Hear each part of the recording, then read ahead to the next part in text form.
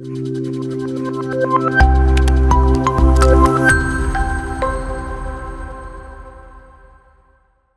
Every one, I hope you all good. നമ്മളിന്ന് library and information സയൻസിലെ information sources and services എന്ന ഭാഗത്തിലെ എന്ന പേപ്പറിലെ യൂണിറ്റ് 1 ആണ്. ബ്ലോക്ക് 1-ലെ യൂണിറ്റ് 1 ആണെന്ന് നമ്മൾ സ്റ്റാർട്ട് ചെയ്യുന്നത്. നമ്മൾ ആദ്യത്തെ ക്ലാസ് ആണ്. അപ്പോൾ നമ്മൾ ഇൻട്രൊഡക്ഷൻ പാർട്ടിൽ പറഞ്ഞിട്ടുണ്ടായിരുന്നു ബ്ലോക്ക് 1-ൽ 4 യൂണിറ്റ് ഉണ്ട് എന്നുള്ളത്. ഏതൊക്കെ കാര്യങ്ങൾ എല്ലാം നമ്മൾ ഡിസ്കസ് ചെയ്തു. അപ്പോൾ ഇവിടെ നമ്മൾ ഇന്ന് ഡീറ്റെയിൽഡ് ആയിട്ട് നമ്മൾ പഠിക്കാൻ പോകുന്നത് literature search and bibliography service എന്ന് പറയുന്ന ലൈബ്രറിൻ്റെ ഏറ്റവും ഇമ്പോർട്ടൻ്റ് ആയിട്ടുള്ള ഒരു ലൈബ്രറിയൻ എന്ത് ചെയ്യേണ്ടി തീർച്ചയായിട്ടും മനസ്സിലാക്കേണ്ട കുറച്ച് കാര്യങ്ങളുണ്ട്. എല്ലാം ഇമ്പോർട്ടൻ്റ് ആണ്. അതുപോലെ ബേസിക് ആയിട്ട് നമുക്ക് ആവശ്യമുള്ള ഒരു കാര്യമാണ് എന്ത് literature search and bibliography service എന്ന് പറയുന്ന ഈ ഒരു യൂണിറ്റിൻ്റെ പാർട്ട് 1, ആദ്യത്തെ ഒരു പാർട്ട് 1 വീഡിയോ ആണ് നമ്മളിന്ന് ചെയ്യുന്നത്. ആദ്യത്തെ ക്ലാസ് ആണ് ഇന്ന് നമ്മൾ എടുക്കുന്നത്. ഓക്കെ, അപ്പം ഇതിൽ നമ്മൾ ഇന്ന് ഡിസ്കസ് ചെയ്യുന്ന കാര്യങ്ങൾ ഇൻട്രൊഡക്ഷൻ, എന്താണ് ലിറ്ററേച്ചർ സെർച്ച്, അതേപോലെ തന്നെ ഏതൊക്കെ രീതിയിൽ നമുക്ക് സെർച്ച് ചെയ്യാൻ പറ്റും. അതിന് 2 തരത്തിലുള്ള അപ്രോച്ചുകളുണ്ട്. Subject approach, author approach and offline and online ആയിട്ട് നമുക്ക് എങ്ങനെയൊക്കെ സെർച്ച് ചെയ്യാം. ദെൻ എന്താണ് ബിബ്ലിയോഗ്രഫി സർവീസ്, അതേപോലെ തന്നെ നമുക്ക് എങ്ങനെ ഒരു ബിബ്ലിയോഗ്രഫി സർവീസ് നല്ല എഫിഷ്യൻ്റ് ആയിട്ട് ഉണ്ടാക്കാം എന്നുള്ളതെല്ലാം ഈ യൂണിറ്റിൽ നമ്മൾ ഡിസ്കസ് ചെയ്യും.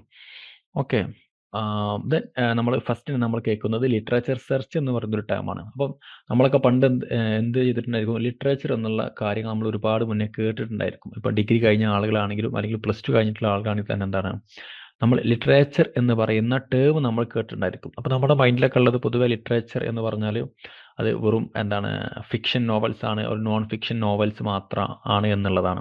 പക്ഷെ ഇവിടെ നമ്മൾ എന്താണ് ഒരു ലൈബ്രറി എന്ന് പറയുമ്പോൾ എന്ത് ചെയ്യുന്നുണ്ട്, ഡിഫറെൻറ്റ് ടൈപ്സ് ഓഫ് ലൈബ്രറീസ് ഉണ്ട്. പൊതുവെ അക്കാദമിക് ലൈബ്രറി എന്നൊക്കെ പറയുമ്പോൾ ഒരുപാട് അക്കാദമിക്സുമായി ബന്ധപ്പെട്ടിട്ടുള്ള അവിടെ പ്രൊഡ്യൂസ് ചെയ്യുന്ന എല്ലാ ഡോക്യുമെൻസും എന്താണ് ലിറ്ററേച്ചേഴ്സ് ആണ്.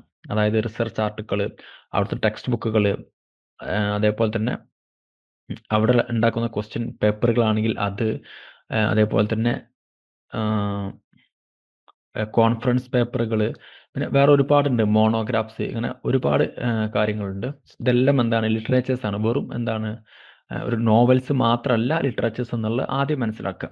ഓക്കെ, അപ്പം ഒരുപാട് റിസർച്ച് ആർട്ടിക്കിൾ, ഒരുപാട് ഡോക്യുമെന്റ്സ് ഒക്കെ ലിറ്ററേച്ചറിൻ്റെ ഒരു കാറ്റഗറീസിൽ വരും. ഓക്കെ, അപ്പം ഒരുപാട് ലിറ്ററേച്ചേഴ്സ് ഡെയിലി ഉണ്ടാക്കുന്നുണ്ട്. ഇപ്പോൾ നമുക്കറിയാം ഇൻ്റർനെറ്റ് ഒക്കെ വന്നതിന് ശേഷം തന്നെ റിസർച്ച് സ്ഥാപനങ്ങൾ ഇന്ത്യയിൽ തന്നെ ഒരുപാട് കൂടി. അപ്പോൾ എന്ത് ചെയ്യുന്നുണ്ട്, ഒരുപാട് ലിറ്ററേച്ചേഴ്സ് ഡെയിലി എന്ത് ചെയ്യുന്നുണ്ട്, പബ്ലിഷ് ചെയ്യുന്നുണ്ട്. റിസർച്ച് പേപ്പറുകളൊക്കെ, എസ്പെഷ്യലി റിസർച്ച് പേപ്പറുകളൊക്കെ ഒരുപാട് പബ്ലിഷ് ചെയ്യുന്നുണ്ട്.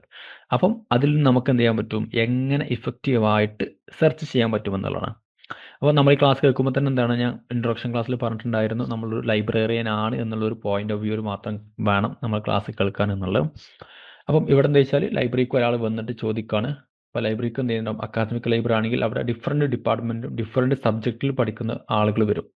അവർക്ക് ഡിഫറെൻ്റ് ആയിക്കാണ്ടുള്ള ആവശ്യങ്ങളുണ്ടാവും, ഡോക്യുമെൻറ്റ്സ് വേണ്ടി വരും. അപ്പോൾ നമ്മോട് ചോദിക്കുകയാണ് ഇന്ന ഫീൽഡിൽ, ഇപ്പോൾ നമ്മൾ ലൈബ്രറി സയൻസ് പഠിക്കുന്നതുകൊണ്ട് ഇപ്പോൾ ലൈബ്രറി സയൻസിലെ ഇൻഫർമേഷൻ സോഴ്സുമായി ബന്ധപ്പെട്ടിട്ടുള്ള ഏതെങ്കിലും ആർട്ടിക്കിൾസ് ഉണ്ടോ എന്ന് ചോദിച്ചാൽ ഒബിയസ്ലി എന്തുണ്ടാവും, ഒരുപാട് ആർട്ടിക്കിൾസ് ഉണ്ടാവും അല്ലേ.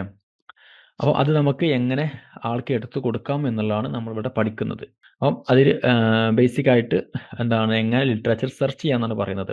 അതിൽ നമ്മൾ മെയിൻ ആയിട്ടുള്ള ലിറ്ററേച്ചേഴ്സ് ഞാൻ നേരത്തെ കുറച്ച് പറഞ്ഞ്, അതേപോലെ തന്നെ ഇമ്പോർട്ടൻ്റ് ആയിട്ടുള്ള കുറച്ച് ലിറ്ററേച്ചേഴ്സ് ആണ് ഇവിടെയുള്ള എന്താണ് ജേണൽ ആർട്ടിക്കിൾ എന്നുള്ള റിസർച്ച് സ്കോളേഴ്സും അതേപോലെ ഫാക്കൽറ്റീസൊക്കെ എഴുതുന്ന ആർട്ടിക്കിൾസ് ആണെന്ത് ജേണൽ ആർട്ടിക്കിൾ എന്ന് പറയുന്നത്. അതൊരു ജേണലായിരിക്കും പബ്ലിഷ് ചെയ്യുക, അതിനാണ് ജേണൽ ആർട്ടിക്കിൾ എന്ന് പറയുന്നത്. പിന്നെ ബുക്സ്, ഒബിയസ്ലി ബുക്ക് എന്താണെന്നുള്ള എല്ലാവർക്കും അറിയാമായിരിക്കും. തീസിസ്, അതായത് PG ചെയ്യുന്ന പിള്ളേരും അതേപോലെ തന്നെ PhD ചെയ്യുന്ന ആളുകളും എന്താണ് അവരൊരു വിഷയത്തിൽ എന്തായിരിക്കും ഒരു റിസർച്ച് കംപ്ലീറ്റ് ചെയ്ത് സബ്മിറ്റ് ചെയ്യുന്ന പ്രൊഡക്റ്റ് ആണ് തീസിസ് എന്ന് പറയുന്നത്. ദെൻ പാറ്റൻറ്റ്, നമ്മളൊരു പ്രൊഡക്റ്റ് കണ്ടെത്തിയാൽ നമുക്ക് കിട്ടുന്ന ഒരു എക്സ്ക്ലൂസീവ് റൈറ്റ് ആണ് പാറ്റൻറ്റ്. അതും എന്താണ് ഒരു ലിറ്ററേച്ചറാണ്. അതേപോലെ സ്റ്റാൻഡേർഡ്സ്, നമ്മളൊരു സാധനം കടയിൽ നിന്നൊക്കെ വാങ്ങുമ്പോൾ എന്ത് ചെയ്യും, ഇതൊരു സ്പെസിഫിക്കേഷൻസ് ഒക്കെ ഉണ്ടാവും, അത് എങ്ങനെ യൂസ് ചെയ്യണം, അതിൻ്റെ കാര്യങ്ങൾ എന്തൊക്കെയാണെന്നുള്ളത്, അതൊക്കെ സ്റ്റാൻഡേർഡ്സിലൊക്കെ വരും. ഇതെല്ലാം എന്താണ് ലിറ്ററേച്ചേഴ്സ് ആണ്. അപ്പം ഈ ഇവിടെയൊക്കെ പറയുന്നത് എന്താ വെച്ചാൽ ഒരുപാട് ലിറ്ററേച്ചേഴ്സ് ഉണ്ട് എന്നുള്ളതാണ്. അപ്പോൾ അത് ഈസി ആയിട്ട് എങ്ങനെ നമുക്ക് എന്ത് ചെയ്യണം, ലൈബ്രറിക്ക് വരുന്ന യൂസർ നമ്മളോട് ആവശ്യപ്പെട്ടാൽ അത് എങ്ങനെ ഈസി ആയിട്ട് നമുക്ക് സെർച്ച് ചെയ്യാൻ പറ്റുമെന്നുള്ളതാണ്. ഓക്കെ, അപ്പം പണ്ട് മുതലേ എന്ത് ചെയ്യുന്നുണ്ട്, പണ്ട് മുതലേ റിസർച്ചേഴ്സ് ഈ ഒരു പ്രോബ്ലം ഫേസ് ചെയ്യുന്നുണ്ട്. പണ്ട് മുതലേ ആളുകൾ എന്ത് ചെയ്യുന്നുണ്ട്, ഒരു നല്ല രീതിയിൽ എളുപ്പത്തിൽ ലിറ്ററേച്ചേഴ്സ് സെർച്ച് ചെയ്യാൻ എന്ത് ചെയ്യുന്നുണ്ട്, ബുദ്ധിമുട്ടുന്നുണ്ട്.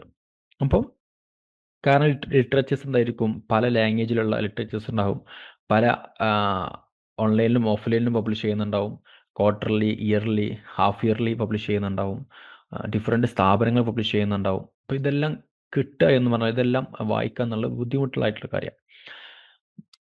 അപ്പോൾ അങ്ങനെ ഈ ബുദ്ധിമുട്ടിനെ മറികടക്കാൻ വേണ്ടിയിട്ട് കൊണ്ടുവന്നിട്ടുള്ള ഒരു സർവീസാണെന്ത്, അബ്സ്ട്രാക്റ്റിംഗ് പീരിയോഡിക്കൽസ്, അതേപോലെ തന്നെ indexing periodicals and reviewing periodicals. ഈ 3 ടേം എന്താണെന്നുള്ളത് ഞാനിപ്പോൾ പറയാം. കാരണം ഇതിന് ശേഷം നമുക്ക് ഈ ഒരു ടേം ആവശ്യം വരും. അപ്പോൾ എന്ത് ചെയ്യുക, അതൊന്ന് മനസ്സിലാക്കി വെക്കുന്നത് നല്ലതായിരിക്കും.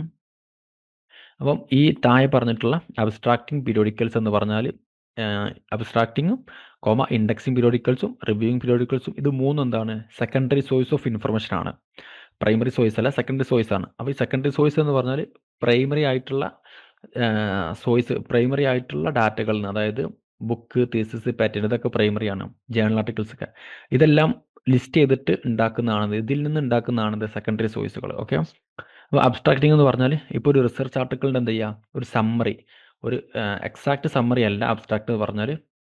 ആ റിസർച്ച് ആർട്ടിക്കിളിൽ എന്തൊക്കെയാണോ മെയിനായിട്ട് പറഞ്ഞിട്ടുള്ളത് അതെല്ലാം ലിസ്റ്റ് ചെയ്തിട്ടുള്ളതാണെന്ത്, അതിൻ്റെ മെയിനായിട്ട് പറഞ്ഞിട്ടുള്ള കാര്യങ്ങൾ മാത്രം ചുരുക്കി പറയുന്നതാണ് അബ്സ്ട്രാക്ട്. അപ്പോൾ ഒരു 10 റിസർച്ച് ആർട്ടിക്കിൾ ഉണ്ടെങ്കിൽ എന്ത് ചെയ്യും, ആ 10 റിസർച്ച് ആർട്ടിക്കിളിൻ്റെയും അബ്സ്ട്രാക്ട് ഉണ്ടാവും. അബ്സ്ട്രാക്ട് നമുക്ക് എഴുതിയിട്ട് ഒരു പുതിയ ഒരു എന്ത് ചെയ്യാൻ പറ്റും, അബ്സ്ട്രാക്റ്റിംഗ് പീരിയോഡിക്കൽ ഉണ്ടാക്കാൻ പറ്റും. ഈ 10 പേപ്പറിൻ്റെയും എന്താണ് അബ്സ്ട്രാക്ട് ചെയ്തിട്ട് അതെന്ത് ചെയ്യും, നമ്മളൊരു ഓർഡറിലൊക്കെ അറേഞ്ച് ചെയ്ത് വെക്കും. അതാണ് അബ്സ്ട്രാക്റ്റിംഗ് പീരിയോഡിക്കൽ എന്ന് പറഞ്ഞാൽ. ഇൻഡെക്സിങ് പീരിയോഡിക്കൽ എന്ന് പറഞ്ഞാൽ, ഇപ്പോൾ ഈ സെയിം ഉദാഹരണം തന്നെ എടുക്കുകയാണെങ്കിൽ, ഈ പറഞ്ഞിട്ടുള്ള 10 ആർട്ടിക്കിൾസിൻ്റെ ബിബ്ലിയോഗ്രഫിക് ഡാറ്റ. ആ ബിബ്ലിയോഗ്രഫിക് ഡാറ്റ എന്ന് പറഞ്ഞാൽ ഒരു പുസ്തകത്തിൻ്റെ കംപ്ലീറ്റ് ഡീറ്റെയിൽസ്, അത് ആരാ എഴുതി, അത് എന്ന് എപ്പോൾ പബ്ലിഷ് ചെയ്ത്, ആരാണ് പബ്ലിഷ് ചെയ്തിട്ടുള്ളത്, അതിലെത്ര പേജ് നമ്പർ ഉണ്ട്, അതിൻ്റെ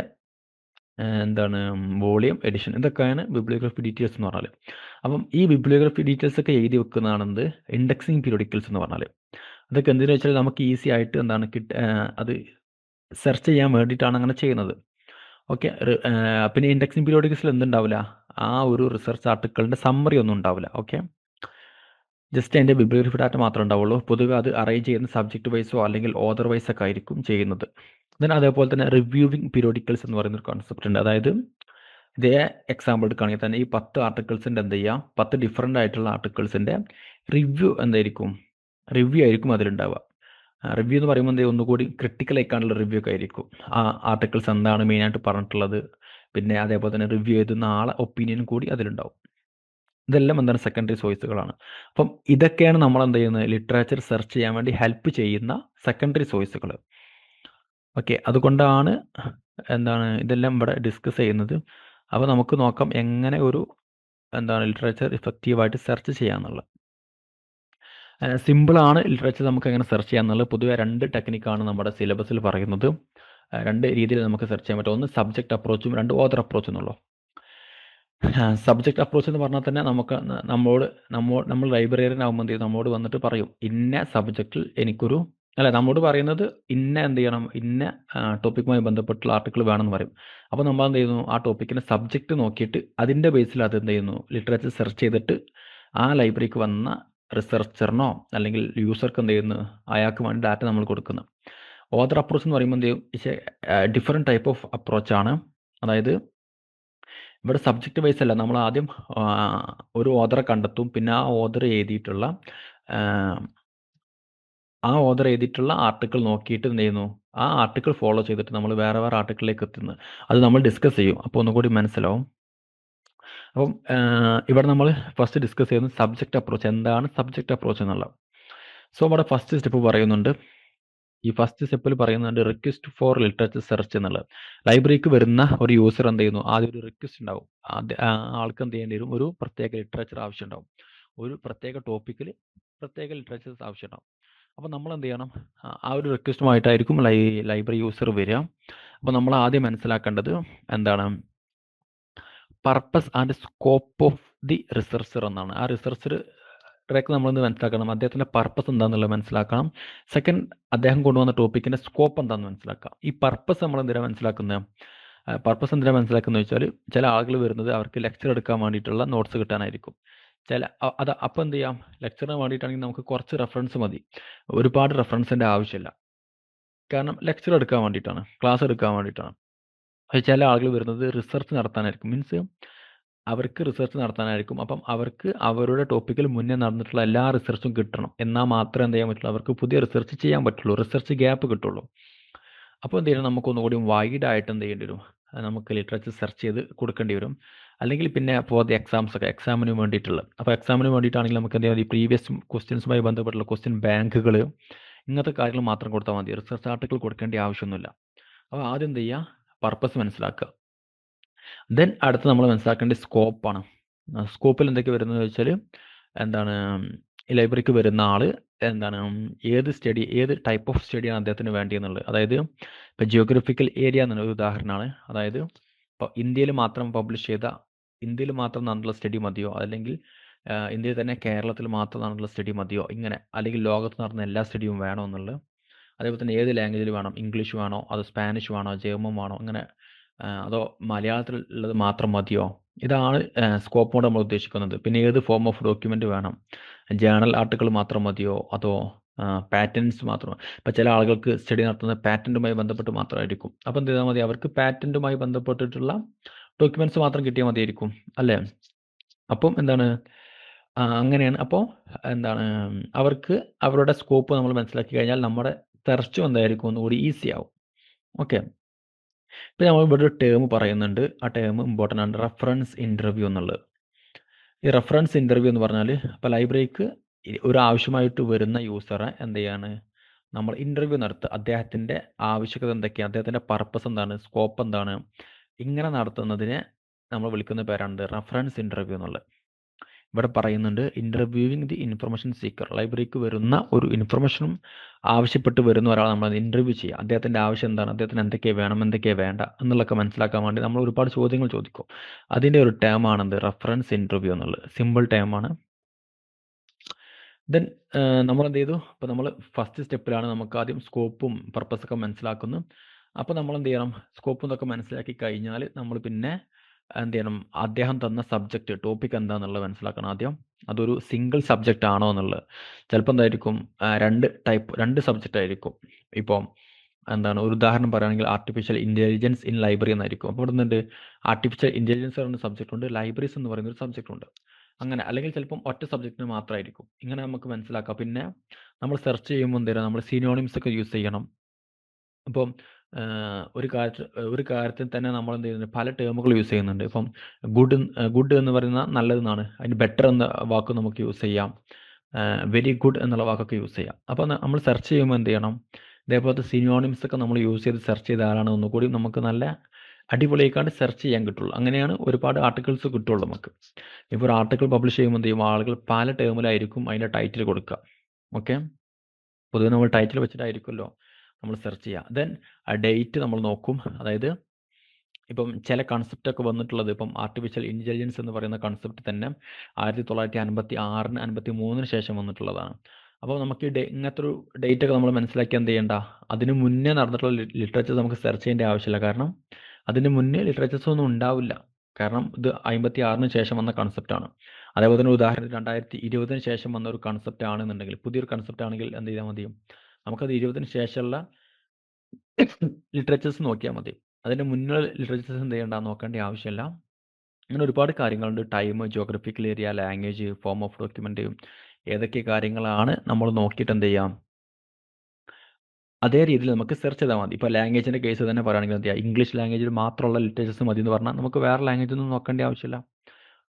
അല്ലെങ്കിൽ മലയാളം മാത്രം മതി എന്ന് പറഞ്ഞാൽ എന്ത് ചെയ്യാം, മലയാളത്തിലുള്ള ലിറ്ററേച്ചേഴ്സ് മാത്രം നോക്കിയാൽ മതി.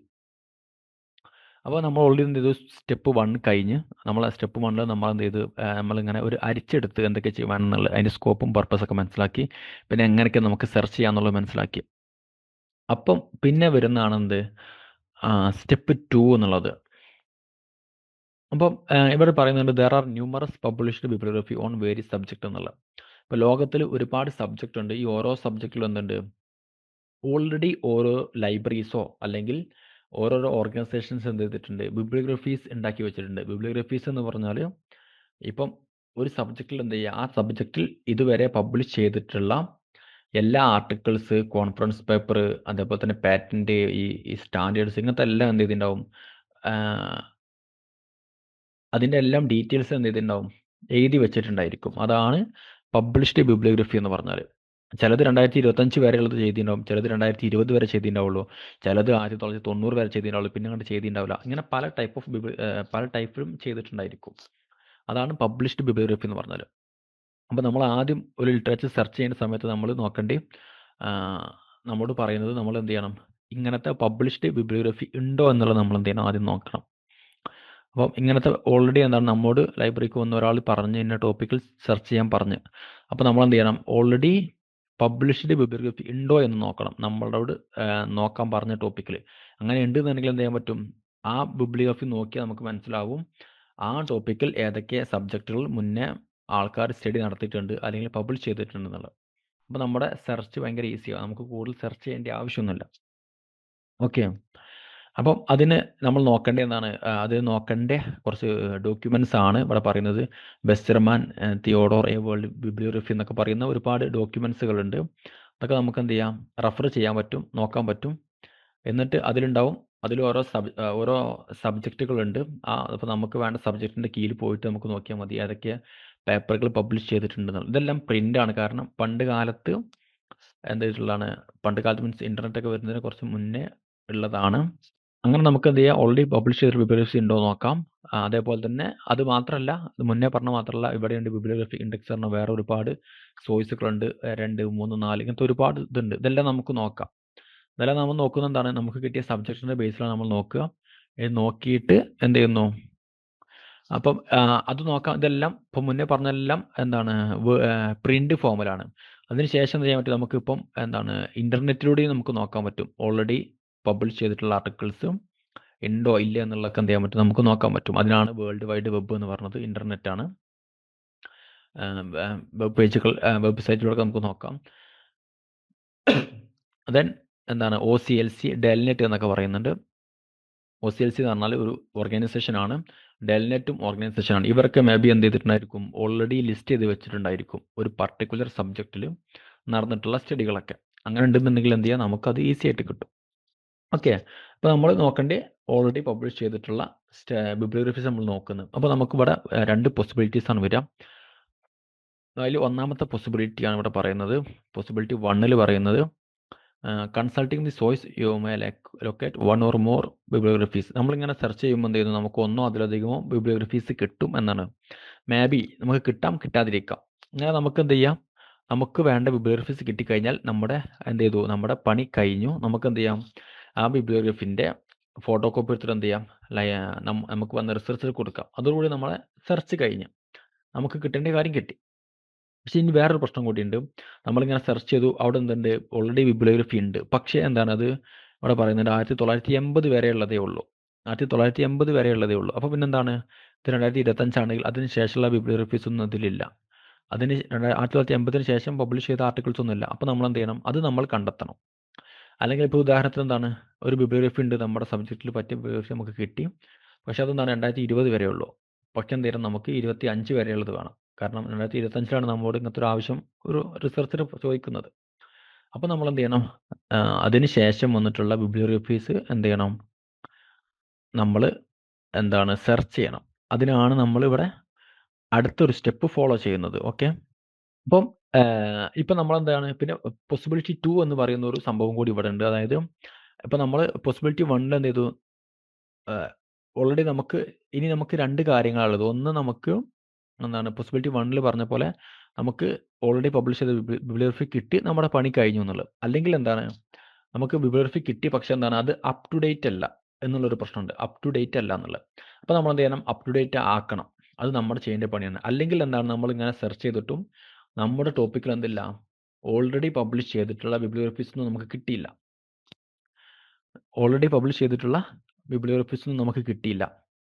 അപ്പം നമ്മൾ എന്ത് ചെയ്യണം, അപ്പം നമ്മൾ ചെയ്യേണ്ടതാണ് സെക്കൻഡറി സോഴ്സിലൂടെ പോകണം. ഞാൻ ഫസ്റ്റ് സെക്കൻഡ് സ്ലൈഡിൽ ഞാൻ പറഞ്ഞിട്ടുണ്ടായിരുന്നു, എന്താണ് സെക്കൻഡറി സോഴ്സുകൾ.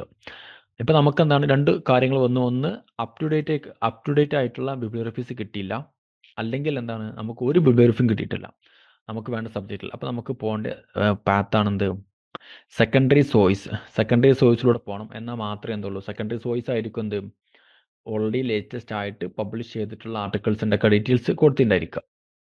അപ്പോൾ നമുക്ക് എന്ത് ചെയ്യണം, സെക്കൻഡറി സോഴ്സിലൂടെ പോകണം. അങ്ങനെ സെക്കൻഡറി സോഴ്സ് നമുക്ക് എന്ത് ചെയ്യണം, നമ്മുടെ പർട്ടിക്കുലർ ടോപ്പിക്കിലുള്ള സെക്കൻഡറി സോഴ്സ് നമുക്ക് എങ്ങനെ കിട്ടാം എന്നുള്ളതാണ് ഇവിടെ പറയുന്നത്. അതിന് നമുക്ക് എന്ത് ചെയ്യാം, ഇവിടെ കൊടുത്തിട്ടുണ്ട് വാൽഫോർഡ് ഗൈഡ് ടു റെഫറൻസ് മെറ്റീരിയൽ എന്നുള്ള ഇവരുടെ ഈ ഒരു ഡോക്യുമെൻ്റ് നോക്കിയാൽ നമുക്ക് മനസ്സിലാവും നമ്മുടെ ഫീൽഡിലുള്ള സെക്കൻഡറി സോഴ്സുകൾ ഏതൊക്കെയെന്നുള്ളതും അതിൽ ഏതൊക്കെ സബ്ജക്റ്റുകൾ കവർ ചെയ്തിട്ടുണ്ടെന്നുള്ളതും.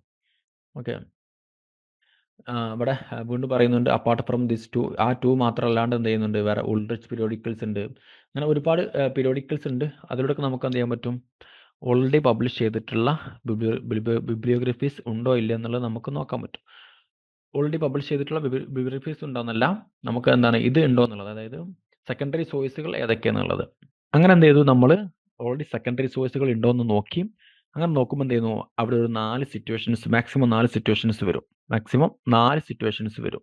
നമുക്ക് എന്ത് ചെയ്തു, നമ്മൾ സ്റ്റെപ്പ് 2 പോയപ്പോൾ നമ്മൾ എന്ത് ചെയ്തു, സെക്കൻഡറി പീരിയോഡിക്കൽസ് നമ്മളോട് നോക്കാൻ പറഞ്ഞു, സെക്കൻഡറി സോഴ്സുകൾ നോക്കാൻ പറഞ്ഞു. അങ്ങനെ നോക്കുമ്പോൾ എന്ത് ചെയ്യുന്നു, നമുക്ക് 4 സിറ്റുവേഷൻസ് വരും. അതിൽ ഒന്നാണെന്ത്, secondary periodicals available exactly on the topic. നമുക്ക് വേണ്ട ടോപ്പിക്കിന് എന്തുണ്ട്, സെക്കൻഡറി പീരിയോഡിക്കൽസ് ഉണ്ട് എന്നുള്ള സിറ്റുവേഷൻ. രണ്ടാമത്തത്, secondary periodicals are available on the subject as well as on the broader subject എന്നുള്ളതും. നമുക്ക് വേണ്ട സബ്ജക്റ്റിലുണ്ട്, അതേപോലെ തന്നെ അതിൻ്റെ ബ്രോഡ് ആയിക്കാണുള്ള സബ്ജക്റ്റിലുണ്ട് എന്നുള്ളത്. ഇപ്പോൾ ഉദാഹരണത്തിന് ആർട്ടിഫിഷ്യൽ ഇൻ്റലിജൻസ് ഇൻ ലൈബ്രറി എന്ന് പറഞ്ഞാൽ എന്താണ്, അതിലെന്താണ് നമുക്ക് ആർട്ടിഫിഷ്യൽ ഇൻ്റലിജൻസ് ഇൻ ലൈബ്രറി എന്ന സബ്ജക്റ്റിലുണ്ട്, അല്ലെങ്കിൽ ആർട്ടിഫിഷ്യൽ ഇൻ്റലിജൻസ് എന്ന് പറഞ്ഞ കൺസെപ്റ്റിലും കുറേ ആർട്ടിക്കിൾസ് ഉണ്ട്. ലൈബ്രറീസ് എന്ന് പറഞ്ഞ ഡിഫറെൻറ്റ് ടൈപ്പ് ഓഫ് ലൈബ്രറീസ് എന്ന് പറഞ്ഞിട്ടുള്ള രീതിയിലുള്ള ആർട്ടിക്കിൾസും വേറെ ഉണ്ട്. അപ്പോൾ അതെന്താണ്, ബ്രോഡർ സബ്ജക്റ്റിലും നമുക്ക് എന്തുണ്ട്, പീരിയോഡിക്കൽസ് ഉണ്ട്. അതായത് മൂന്നാമത്തെ സിറ്റുവേഷൻ ആണ് no secondary periodicals is available on the subject. നമുക്ക് വേണ്ട സബ്ജക്റ്റിൽ എന്തില്ല, സെക്കൻഡറി പീരിയോഡിക്കൽ ഇല്ല, പക്ഷെ എന്തുണ്ട്, വൈഡ് ആയിക്കാണ്ടുള്ള ബ്രോഡ് സബ്ജക്റ്റിലുണ്ട്. ഉദാഹരണത്തിന് ആർട്ടിഫിഷ്യൽ ഇൻ്റലിജൻസ് ഇൻ ലൈബ്രറി എന്ന് പറയുന്ന ഒരു ടോപ്പിക്കിൽ എന്തില്ല, സെക്കൻഡറി പീരിയോഡിക്കൽ ഇല്ല. പക്ഷെ എന്തുണ്ട്, AI എന്ന് പറഞ്ഞ ആർട്ടിഫിഷ്യൽ ഇൻ്റലിജൻസ് എന്ന് പറയുന്ന ടോപ്പിക്കിലുണ്ട്, അല്ലെങ്കിൽ ലൈബ്രറി എന്ന് പറയുന്ന ടോപ്പിക്കിലുണ്ട്. ഓക്കെ, ഇങ്ങനത്തെ സിറ്റുവേഷനും വരാം. ഈ നാലാമത്തെ സിറ്റുവേഷനും കൂടി ഉണ്ട്. അതായത് നമുക്ക് വേണ്ട സബ്ജക്റ്റിലും സെക്കൻഡറി പീരിയോഡിക്കൽ ഇല്ല, അല്ലെങ്കിൽ ബ്രോഡ് ആയിക്കാണ്ടും എന്തില്ല, സെക്കൻഡറി പീരിയോഡിക്കൽസ് ഇല്ല. ഇങ്ങനെ ഓരോ സിറ്റുവേഷനിലും നമ്മൾ എന്ത് ചെയ്യണം, ഓരോ രീതിയിലാണ് നമ്മൾ പിന്നെ എന്ത് ചെയ്യേണ്ടത്, പിന്നെ അടുത്ത സ്റ്റെപ്പ് നമ്മൾ ഫോളോ ചെയ്യേണ്ടത്. ഓക്കെ, അപ്പം ഫസ്റ്റ് 2 സ്റ്റെപ്പുകൾ കഴിഞ്ഞ്, അപ്പോൾ നമുക്ക് എന്ത് ചെയ്തു, സെക്കൻഡ് സ്റ്റെപ്പ് കഴിഞ്ഞപ്പോൾ നമ്മൾ അടുത്ത ഒരു സിറ്റുവേഷനിലേക്ക് എത്തി.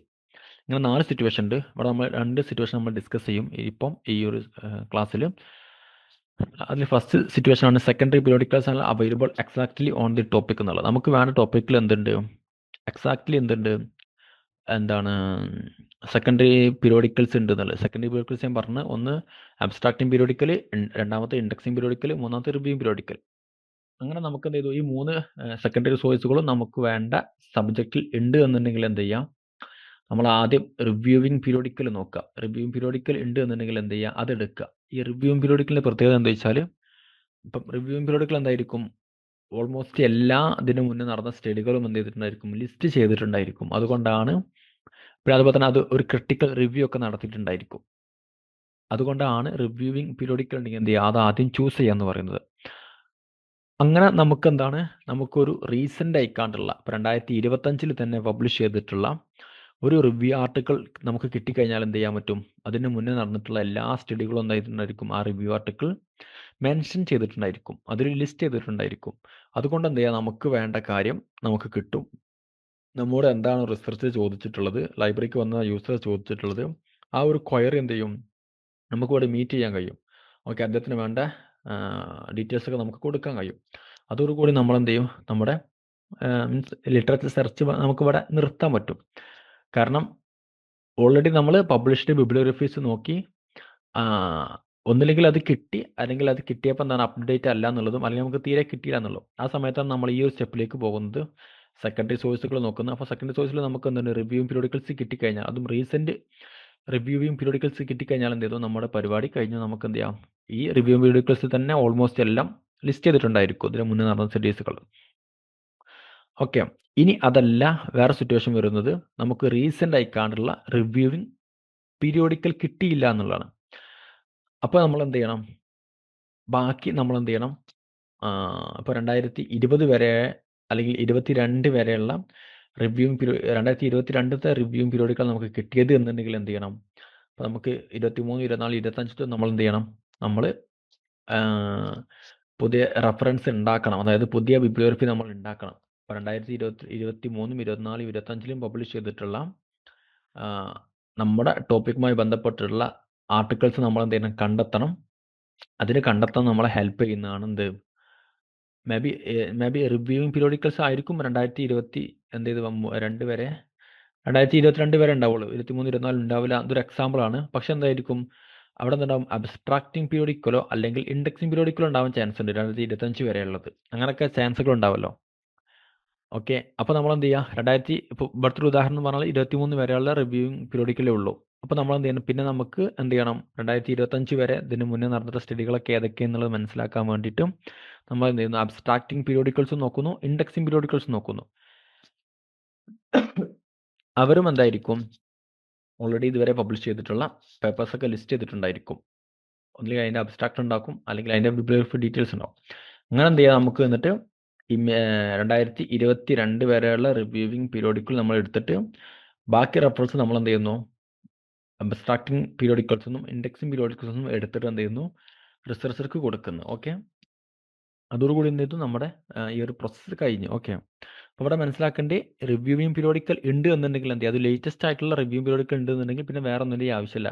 നമ്മുടെ സെർച്ച് കംപ്ലീറ്റ് ആയി. ഇനി അതില്ലെങ്കിൽ എന്ത് ചെയ്യണം? നമ്മൾ അബ്സ്ട്രാക്റ്റിംഗ് പീരിയോഡിക്കലോ അല്ലെങ്കിൽ എന്ത് ചെയ്യണം? ഇൻഡെക്സിംഗ് പീരിയോഡിക്കലോ നമ്മൾ എന്ത് ചെയ്യണം? നോക്കണം. എന്നിട്ട് അതിൽ നിന്ന് എന്ത് ചെയ്യണം? നമ്മൾ നമ്മുടെ ഫീൽഡുമായി ബന്ധപ്പെട്ടിട്ടുള്ള ടോപ്പിക്ക് കണ്ടെത്തണം. ഓക്കെ. അതോടുകൂടി സിറ്റുവേഷൻ 1 നമുക്ക് കവർ ചെയ്യാൻ കഴിയും. And situation 2 ആണെന്ത്? ഇപ്പം secondary periodical are available on the subject as well as on the broader subject. നമുക്ക് വേണ്ട സബ്ജക്റ്റിലുണ്ട്, അതുപോലെ തന്നെ ബ്രോഡ് ഉണ്ട്. അപ്പം ഇവിടെ ഒരു ഉദാഹരണം പറയുന്നുണ്ട്, ഹെൽമിത്തോളജി എന്ന് പറയുന്ന കോൺസെപ്റ്റ്, ഒരു തിയറി. ഹെൽമിത്തോളജി എന്ന് പറഞ്ഞാൽ എന്താണ്? നമ്മുടെ ഒരു പാരസൈറ്റ് ആണ്. അതായത് നമ്മുടെ ഈ ചെറിയ ചെറിയ ജീവികളെ കുറിച്ചുള്ള സ്റ്റഡികളാണ്. അപ്പം ഒരു ഉദാഹരണം പറയുകയാണെങ്കിൽ എന്തുണ്ട്? ഒരു സെക്കൻഡറി പീരിയോഡിക്കൽ ഉണ്ട്. അത് മെയിനായിട്ട് പറയുന്നത് ഹെൽമിത്തോളജിക്കൽ ആയിട്ടുള്ള കാര്യങ്ങൾ മാത്രമാണ്. അപ്പോൾ അതെന്താണ്? അത് എക്സാക്ട്ലി നമ്മുടെ ടോപ്പിക്കുമായി ബന്ധപ്പെട്ടാണ്. പക്ഷേ വേറെ ഒരു സെക്കൻഡറി പീരിയോഡിക്കൽ ഉണ്ട്. അതിന് ഉദാഹരണമാണ് പബ്മെഡ് എന്നുള്ളത്. ഇവരെന്ത് ചെയ്യുന്നുണ്ട്? ഇവർ ഹെൽമിത്തോളജിയെ കുറിച്ചും പറയുന്നുണ്ട്, പക്ഷേ വേറെ സബ്ജക്റ്റിനെ കുറിച്ചും എന്ത് ചെയ്യുന്നുണ്ട്? പറയുന്നുണ്ട്. കാരണം ഇതൊരു ഈ ഹെൽമിത്തോളജി എന്ന സയൻസുമായി ബന്ധപ്പെട്ടാണ്. പബ്മെഡും സയൻസുമായി ബന്ധപ്പെട്ടാണ്. അപ്പം പബ്മെഡിൽ എന്ന് പറയുന്ന സെക്കൻഡറി സോഴ്സിൽ എന്തുണ്ടായിരിക്കും? ഹെൽമിത്തോളജിയുമായി ബന്ധപ്പെട്ടിട്ടുള്ള ഡീറ്റെയിൽസ് ഉണ്ടായിരിക്കും. അതേപോലെ തന്നെ ബയോളജിക്കൽ അബ്സ്ട്രാക്ട് എന്ന് പറയുന്ന ഒരു അബ്സ്ട്രാക്ട് സർവീസാണ്. അതും ബയോളജിയുമായി ബന്ധപ്പെട്ടാണ്. അപ്പോൾ അവരിതിലും മേ ബി എന്തുണ്ടാവാൻ ചാൻസ് ഉണ്ട്? ഹെൽമിത്തോളജിക്കൽ സ്റ്റഡീസ് ഉണ്ടാവാൻ ചാൻസ് ഉണ്ട്. അപ്പോൾ ഇങ്ങനത്തെ സിറ്റുവേഷൻ വന്നാൽ നമ്മൾ ആദ്യം എന്ത് ചെയ്യണം? ഇങ്ങനത്തെ സിറ്റുവേഷൻ വന്നാൽ നമ്മൾ നോക്കേണ്ടത് എന്താണ്? ഹെൽമിത്തോളജിക്കൽ അബ്സ്ട്രാക്ട് നോക്കേണ്ടത്. കാരണം അതാണ് എക്സാക്ട്ലി നമ്മുടെ ടോപ്പിക്കുമായി ബന്ധപ്പെട്ടിട്ടുള്ള സെക്കൻഡറി സോഴ്സ്. അപ്പോൾ നമ്മൾ എന്ത് ചെയ്യുക? ആദ്യം ഹെൽമിത്തോളജിക്കൽ അബ്സ്ട്രാക്ട് നോക്കിയിട്ട് അവർ ലിസ്റ്റ് ചെയ്തിട്ടുള്ള എല്ലാ സ്റ്റഡികളും നമ്മൾ കണ്ടെത്തുക. ഓക്കെ. അതിനുശേഷം നമ്മൾ എന്ത് ചെയ്യണം? അതിനുശേഷം നമ്മൾ ഈ പറയുന്നിട്ടുള്ള പബ്മെഡ് അല്ലെങ്കിൽ ബയോളജിക്കൽ അബ്സ്ട്രാക്ട് എന്ന് പറയുന്നിട്ടുള്ള ബ്രോഡായിട്ടുള്ള നമ്മുടെ സബ്ജക്റ്റുമായി ബന്ധപ്പെട്ടിട്ടുള്ള സെക്കൻഡറി സോഴ്സുകൾ നോക്കിയാൽ മതി. എന്നിട്ട് അതിലേതെങ്കിലും നമുക്ക് പറ്റിയ സ്റ്റഡികൾ ഉണ്ടെങ്കിൽ എന്ത് ചെയ്യാം? അതും കൂടി നമ്മൾ ആഡ് ചെയ്യുക. എന്നിട്ട് അതെന്ത് ചെയ്യുക? നമ്മുടെ റിസർച്ചർക്ക് കൊടുക്കുക. ഓക്കെ. അതോടുകൂടി എന്ത് ചെയ്യുന്നു? നമ്മുടെ ഇവിടെ എന്ത് ചെയ്യുന്നു? നമ്മുടെ റിസർച്ചിൻ്റെ നമ്മുടെ ഒരു ലിറ്ററേച്ചർ സെർച്ചിൻ്റെ ഒരു ഇതെന്ത് ചെയ്യാം? നമുക്ക് കംപ്ലീറ്റ് ചെയ്യിക്കാൻ പറ്റുമെന്നാണ് പറയുന്നത്. ഓക്കെ. ഈ 2 സിറ്റുവേഷനാണ് നമ്മളിവിടെ ഡിസ്കസ് ചെയ്യുന്നത്. എങ്ങനെ ലിറ്ററേച്ചേഴ്സ് സെർച്ച് ചെയ്യാം എന്നുള്ളതാണ്. അപ്പം ആദ്യം നമ്മൾ എന്ത് ചെയ്യണം? ആദ്യം നമ്മുടെ സ്കോപ്പും പർപ്പസും മനസ്സിലാക്കാം. ദെൻ നമ്മൾ എന്ത് ചെയ്യുക? സെക്കൻഡറി പബ്ലിഷ്ഡ് ബിബ്ലിയോഗ്രഫീസ് ഉണ്ടോ എന്ന് നോക്കാം. അങ്ങനെ ഉണ്ടെങ്കിൽ അത് കംപ്ലീറ്റ് ആയി. ഇല്ലെങ്കിൽ അതേപോലെ തന്നെ പിന്നെ പബ്ലിഷ്ഡ് ബിബ്ലിയോഗ്രഫി ഉണ്ട്, പക്ഷേ അത് അപ്ഡേറ്റ് അല്ല. അതേപോലെ തന്നെ പബ്ലിഷ്ഡ് ബിബ്ലിയോഗ്രഫി ഇല്ല. ഈ 2 സിറ്റുവേഷനിൽ നമ്മൾ എന്ത് ചെയ്യുന്നു? പിന്നെ സെക്കൻഡറി സോഴ്സിലേക്ക് നോക്കുന്നു. സെക്കൻഡറി സോഴ്സുകൾ നമുക്ക് ഏതൊക്കെ നമുക്കറിയാം, അതൊക്കെ നമ്മൾ എന്ത് ചെയ്യുന്നു? കറക്റ്റ് നോക്കുന്നു. നമുക്ക് വേണ്ട സ്റ്റഡികൾ നമ്മൾ എന്ത് ചെയ്യുന്നു? നോട്ട് ചെയ്യുന്നു. ഇങ്ങനെയൊക്കെയാണ് നമ്മൾ ഒരു ഇഫക്റ്റീവായിട്ട് ലിറ്ററേച്ചർ സെർച്ച് ചെയ്യുന്നത്. ഓക്കെ. ഈ കാര്യങ്ങളാണ് നമ്മളെന്ത് ചെയ്യുന്നത്, ഇതിൻ്റെ ഒരു യൂണിറ്റ് 1 പാർട്ട് 1 വീഡിയോയിൽ നമ്മൾ പറയുന്നത്. ബാക്കി എന്താണ് ഇതിൻ്റെ സിറ്റുവേഷൻ 3 മുതലുള്ള കാര്യങ്ങൾ നമ്മൾ പാർട്ട് എന്ത് ചെയ്യുന്നു 2 വീഡിയോയിൽ പറയും. ഓക്കെ.